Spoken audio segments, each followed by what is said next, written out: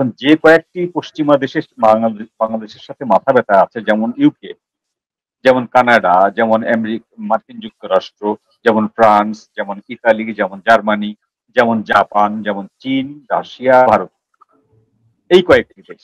তো এই কয়েকটি দেশের ভিতরে হয়তো ভারত শুধুমাত্র আপত্তি করবে, বাকি দেশগুলো কিন্তু কোন দল আসলো কি না আসলো এটা নিয়ে মাথা ব্যথা করবে না। এই জন্য যে সরকারের পক্ষ থেকে বলা হবে যে তাদের নামে যে মামলাগুলো চলছে এই মামলাগুলো নিষ্পত্তি না হওয়া পর্যন্ত তারা নির্বাচনে অংশগ্রহণ করতে পারে না।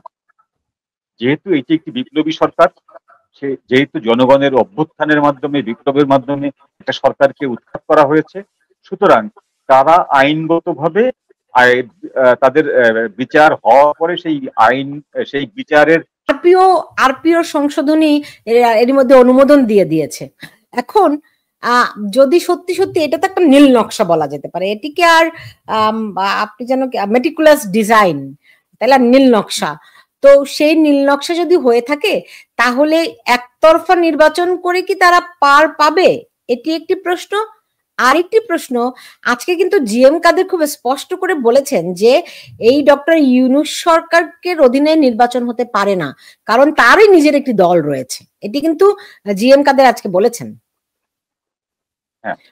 ফলে নির্বাচন কি এই সরকারের অধীনে হওয়ার কোনো সুযোগ থাকবে?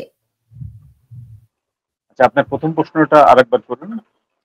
প্রথম প্রশ্নটা ছিল যে আরপিওর তো সংশোধনী তারা করে এনেছে, তো একতরফা নির্বাচন করে তারা যেটি জাস্টিফাই করতে চাইছে কিংবা যেটি অ্যাটলিস্ট যেই পারসেপশন দাঁড় করাতে চাচ্ছে আওয়ামী লীগের হেভি ওয়েট প্রার্থীদেরকে প্রতিদ্বন্দ্বিতা করতে না দিয়ে, সেই পারসেপশন কি তারা এস্টাবলিশ করতে পারবে কিনা?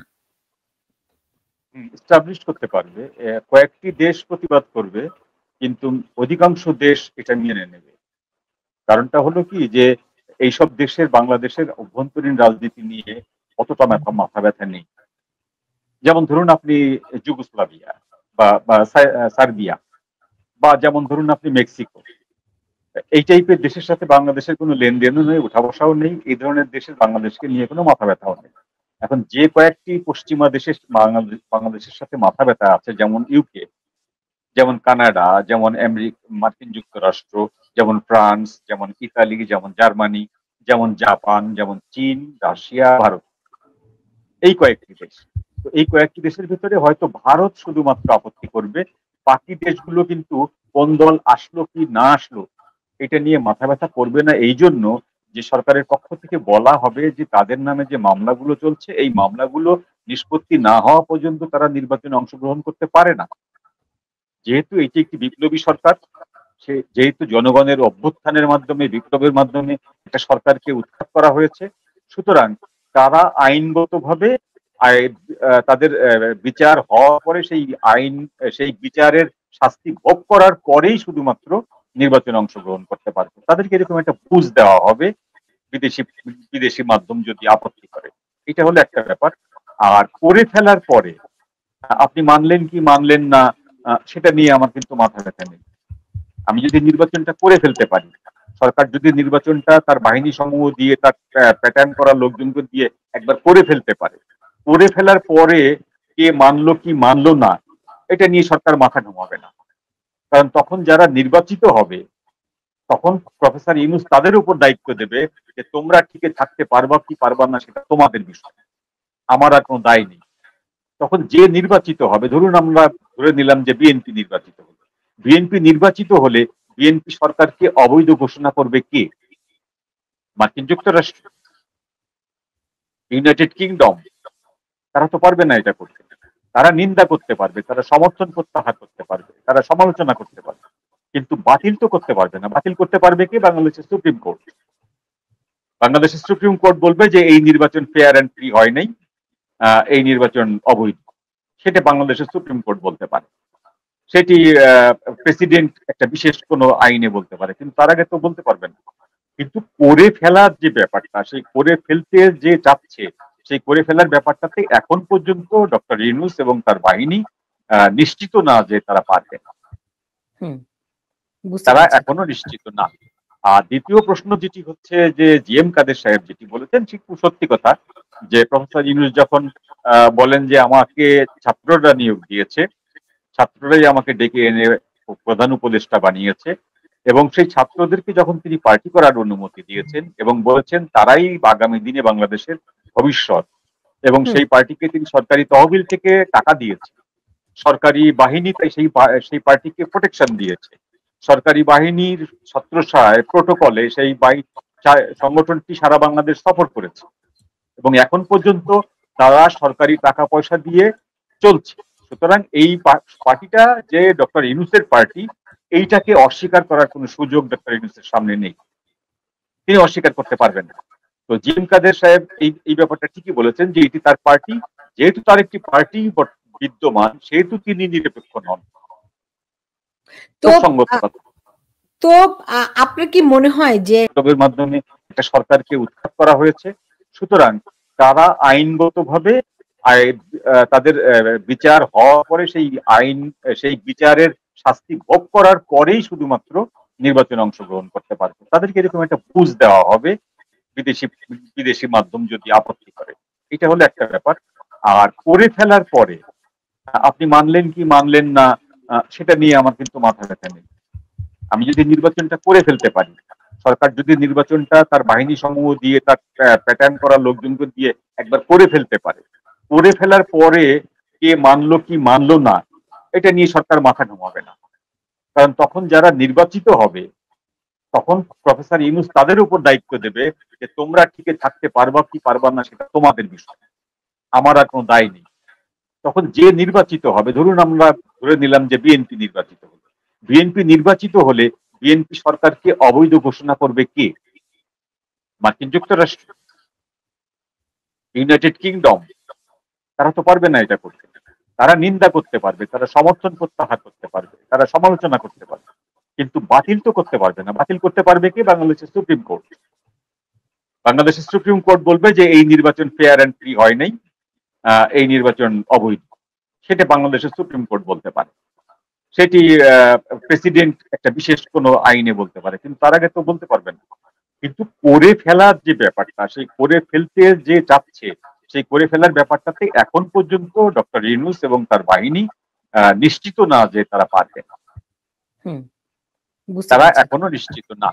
আর দ্বিতীয় প্রশ্ন যেটি হচ্ছে যে জিএম কাদের সাহেব যেটি বলেছেন ঠিক সত্যি কথা, যে প্রফেসর ইউনূস যখন বলেন যে আমাকে ছাত্ররা নিয়োগ দিয়েছে, ছাত্ররাই আমাকে ডেকে এনে প্রধান উপদেষ্টা বানিয়েছে, এবং সেই ছাত্রদেরকে যখন তিনি পার্টি করার অনুমতি দিয়েছেন এবং বলেছেন তারাই আগামী দিনে বাংলাদেশের ভবিষ্যৎ, এবং সেই পার্টিকে তিনি সরকারি তহবিল থেকে টাকা দিয়েছে, সরকারি বাহিনী তাই সেই পার্টিকে প্রোটেকশন দিয়েছে, সরকারি বাহিনীর ছত্রছায়ায় প্রোটোকলে সেই সংগঠনটি সারা বাংলাদেশ সফর করেছে, এবং এখন পর্যন্ত তারা সরকারি টাকা পয়সা দিয়ে চলছে।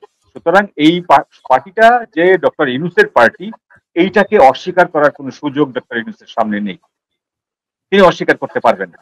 তো জিএম কাদের সাহেব এই ব্যাপারটা ঠিকই বলেছেন যে এটি তার পার্টি, যেহেতু তার একটি পার্টি বিদ্যমান সেহেতু তিনি নিরপেক্ষ নন। তো আপনার কি মনে হয় যে এই সরকারের অধীনে নির্বাচন হবে, নাকি এই দাবি দাওয়া মেনে নিয়ে নতুন কোন জাতীয় সরকার বা তত্ত্বাবধায়ক সরকারের মামলাটাও আপনি জানেন কোর্টে আছে, নতুন কোন সরকার হতে পারে? আমি ব্যক্তিগতভাবে এই সরকার নির্বাচন করতে পারবে আমি এরকম কোনো ভরসা করি না, প্রথম থেকেই করি না, এখনো করছি না। আর নতুন কি ব্যবস্থা হবে সেটা আমরা আগাম বলতে পারি না। জাতীয় সরকার হতে পারে, তত্ত্বাবধায়ক সরকার ফিরতে পারে। যেমন আপনার অনুষ্ঠানে সম্ভবত কয়েকদিন আগে বলেছিলাম যে এই তত্ত্বাবধায়ক সরকার যে রায়টা কোর্টে ঝুলে আছে এটি কিন্তু আরো পেছাবে। এই রায়টা কিন্তু হবে না এখন। এই রায়টা কিন্তু যদি হয়ে যায় তাহলে কিন্তু ইন্টারিম গভর্নমেন্ট কিন্তু অকার্যকর হয়ে পড়ে।